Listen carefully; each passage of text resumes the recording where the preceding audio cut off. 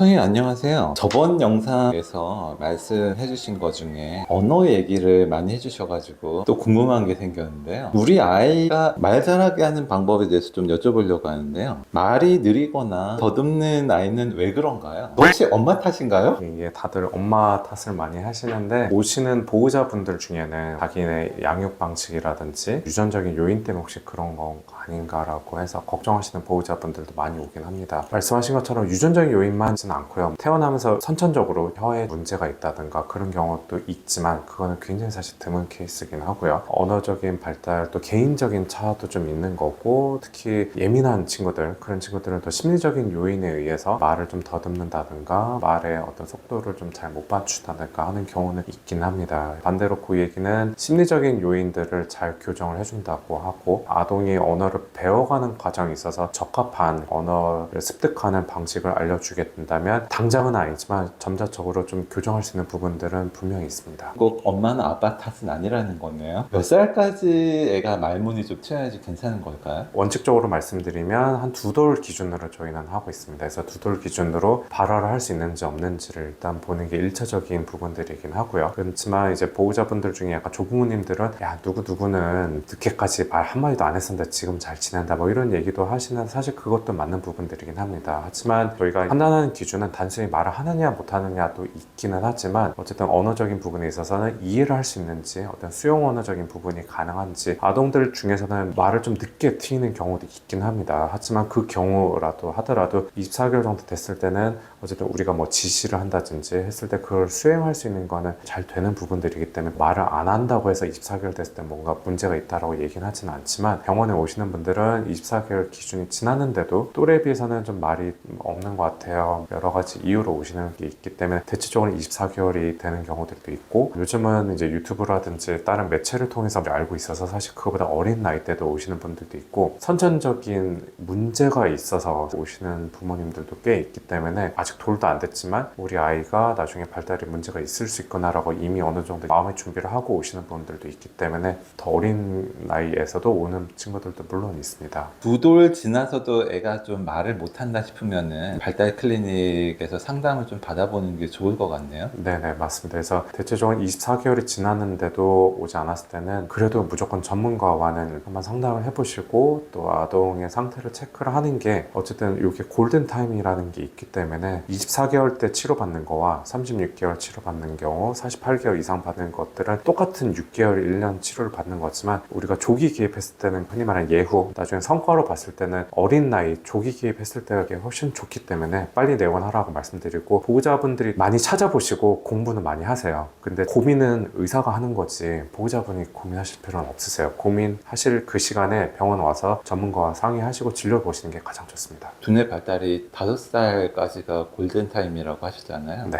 그거랑 연결되는 내용이네요. 많은 분들이 이제 5살 이후에는 과연 두뇌 발달되지 않는 거냐라고 하는데, 그렇지는 않긴 합니다. 하지만 큰 토대는 사실 5세까지 많이 되는 부분들이 있고, 흔히 말하는 뭐 학습적인 거, 나중에 뭐 수능 시험 보고 뭐 중고등학교를 그걸 얘기하는 건데, 그거는 시험 보는 스킬적인 부분들이니까 다른 부분이라고 할 수 있을 것 같습니다. 말이 느린 아이한테 효과적인 놀이 활동은 어떤 게 있을까요? 말이 느린 경우에는 일단 아동의 특성을 사실 파악을 먼저를 해야 되고요. 저희 병원에 오시면은 저희가 이제 아동에게 이제 검사 같은 걸 여러 가지 진행을 하게 됩니다. 큰 틀에서 그냥 말씀드리자면 가장 중요한 거는 상호작용적인 부분들이긴 합니다. 아동이 언어를 배워가는 부분에 있어서는 가장 중요한 거는 모방이기 때문에, 집에서도 저희가 항상 보호자 교육할 때는 집에서도 모방을 많이 할 수 있게끔 얘기를 많이 해주시라고 말씀드리긴 하고요. 하지만 집에서 육아를 해보시면은 무조건 이제 대화를 많이 하는 건 사실 쉽지는 않은 부분들이긴 하세요. 그래서 저희가 쉽게 접근할 수 있는 것 중에 하나는 이제 아동에게 뭐 어린이 책 같은 거를 많이 들려준다든가, 언어책 같은 걸 보시면 사실 성인들이 잘 쓰지 않느냐 진짜 기본적인 그런 단어들, 뭐 어휘력 같은 게 들어가 있는데, 그런 것들은 뭐 어른 성인들은 당연히 다 알고 있는 단어들이지만 저희가 평상시 사용하지 않는 그런 것들이라서, 아동에게는 책을 이용해서 여러 가지 책을 읽어준다든가 하게 되는 거고, 뭐 연령에 따라서는 이제 어느 정도 발화가 가능하고 상호작용이 가능하다면 그걸 가지고 역할놀이, 같은 것들을 할 수도 있는 것들이고, 어떤 따로 뭐 음악이라든지 뭐 그림, 여러 가지 놀이를 통해서도 얼마든지 언어적인 자극을 많이 줄 수 있긴 합니다. 이제 1시간 동안 온전히 언어 치료를 받는 거잖아요. 네네. 그러면은 엄마는 그 시간에 쉬셔도 되는 건가요? 일단 치료 시간은 저희는 40분으로 하고 있고요. 네네. 어쨌든 1시간은 조금 아동이 집중하기가 좀 어려운 아, 부분들이라고 그렇네요. 하고, 어쨌든 오시면은 한 2타임 정도는 일반적으로 많이 진행하게 됩니다. 그래서 많은 보호자분들은 선생님한테 맡겼으니까 뭐 쉬어도 되냐고 죄책감 느끼는 부모님들도 계시긴 한데, 저는 말씀드리는 게 계시는 동안 전문가한테 일단 맡기고 한두 시간 동안에는 보호자분들은 어쨌든 체력적인 부분들이나 심리적인 걸 충전을 하시라고 말씀드리긴 해요. 단순히 쉬는 게 아니라 거기서 이제 에너지를 충전해서 남는 에너지로 보호자랑 또 아동이랑 또 주말이라든지 또 저녁 시간이 있기 때문에 그 시간에 추가적으로 에너지를 쏟아주라고 말씀드리긴 하고, 치료 선생님들이 항상 또 숙제같이 좀 내주긴 하세요. 집에 가서 이런 거 해보세요라고 하는 것들이 있기 때문에 그걸 가지고 이제 숙제하듯이 집에서 가면 아동이랑 좋은 시간 보내시는 거를 많이 권고하고 있습니다. 와, 몰랐는데 이 발달 클리닉이 엄마한테 완전히 힐링 타임이 될 것 같아요. 네네. 좀 전에 숙제를 말씀하셨는데 집에서 부모님이 해줘야 될 활동과 피해야 될 활동 이런 건 어떤 게 있을까요? 저희가 숙제를 내준다고 얘기는 했는데, 그 숙제라는 거는 뭐 이렇게 우리가 학습처럼 매일 뭐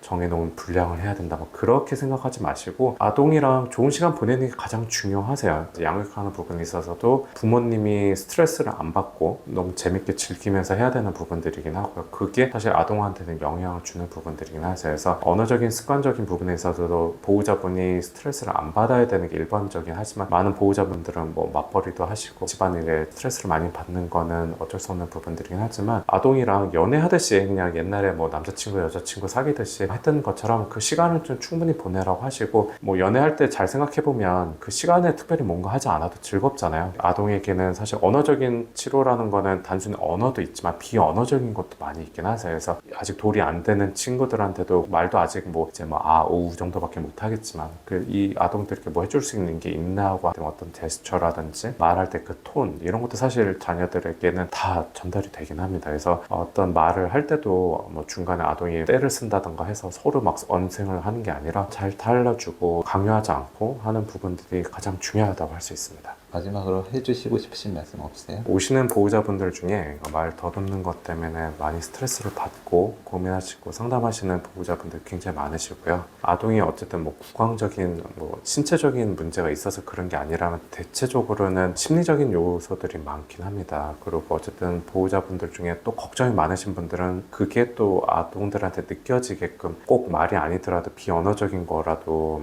전달이 되기 때문에 항상 심리적인 요인이 크다고 말씀드리고, 그리고 보호자도 어쨌든 심리적으로 조금은 편안하게 내려놔야지만 그게 아동한테도 전달이 되고, 발달하는 데 있어서 심리적인 안정이 되면 말 더듬는 것도 많이 좀 개선이 된다고 항상 말씀드리긴 하고요. 오시면은 진로적인 부분에 있어서도 항상 보호자 상담할 때 긍정적인 에너지를 항상 자녀에게 주라고 강조를 하고 있습니다. 아동이 스트레스를 안 받고 긍정적인 환경, 그리고 뭔가 말을 했을 때 본인한테 긍정적인 피드백을 많이 받게 되면 아동한테는 굉장히 선순환이 되는 구조이기 때문에 기본적인 틀은 이런 식으로 설명하고 있고, 다만 세부적인 부분 또 아동의 특성에 따라서는 개별화된 치료들이 있고, 자세한 것들을 내원하셔서 상담 받으시고 아동에 따라서 개별적인 치료가 들어간다는 점 유의해 주시면 되겠습니다. 네, 선생님 오늘 긴 시간 말씀 감사드리고요. 오늘 영상은 여기까지 하겠습니다. 네, 감사합니다.